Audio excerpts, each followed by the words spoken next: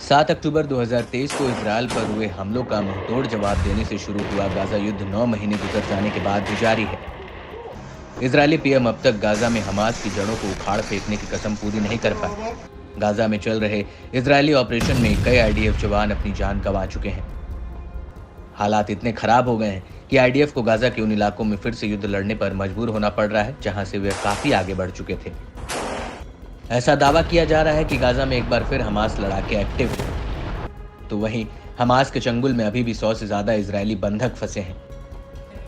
इनके परिजन पिछले 9 महीनों से सरकार से उनकी सुरक्षित घर वापसी की गुहार लगा रहे हैं, मगर गाजा में इजरायली ऑपरेशन के आगे पीएम नेतन्याहू को हताश और मजबूर परिजनों की बेबसी नहीं दिख रही है।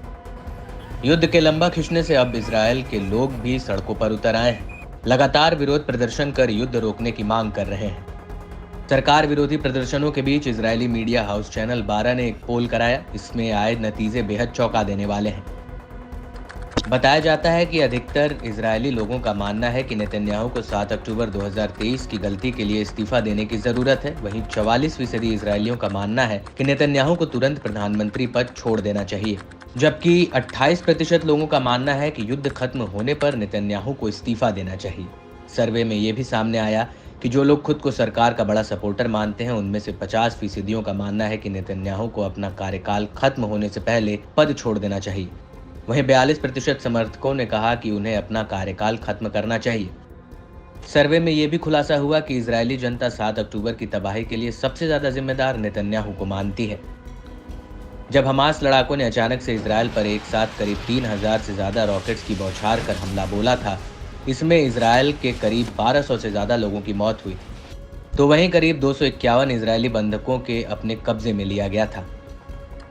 इस पर 29% लोगों ने राय रखी कि इसके पीछे नेतन्याहू की सबसे ज्यादा कसूरवार थे। वहीं 18% लोगों ने कहा कि पूर्व सैन्य खुफिया प्रमुख एहरोन हलीवा सबसे ज्यादा दोषी थे, जबकि 10% ने IDF chief of staff Herzi Halevi को जिम्मेदार ठहराया था। 7% ने शिट बेट प्रमुख रोनेन बार को जिम्मेदार ठहराया। सिर्फ 4% लोगों ने रक्षा मंत्री योव गैलेंट को जिम्मेदार ठहराया है।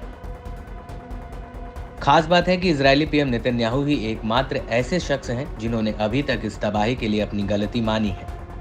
रोचक बात यह भी है कि सर्वे में हमास के साथ समझौते को जनता का भी समर्थन मिला। इसमें युद्ध विराम और बंधकों की वापसी होगी, जिसके पक्ष में 64% और विपक्ष में 15% लोग थे। बाकी 21% लोग इस मामले पर न्यूट्रल दिखे। बता दें कि इजरायल में बीते 4 सालों में 5 बार चुनाव हो चुका है, बावजूद इसके एक स्थिर बहुमत वाली सरकार नहीं बन पाई है।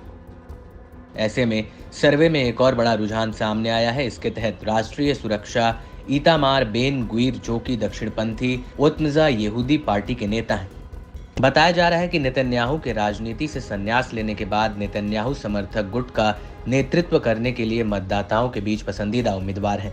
मारीफ सर्वे में खुलासा हुआ कि 24% लोग बेन गुइर को पसंद करते हैं। इसके बाद 14% के साथ पूर्व मोसाद प्रमुख योसी कोहेन का नंबर आता है। कहा जाता है हाल में नेतन्याहू ने बेन गुइर को प्रमुख सुरक्षा बैठकों से बाहर रखा है। बहरहाल सर्वे के आंकड़ों को पूरा इजरायल की आवाज भी नहीं माना जा सकता है, मगर जनता की राय को बिल्कुल भी दरकिनार भी नहीं किया जा सकता।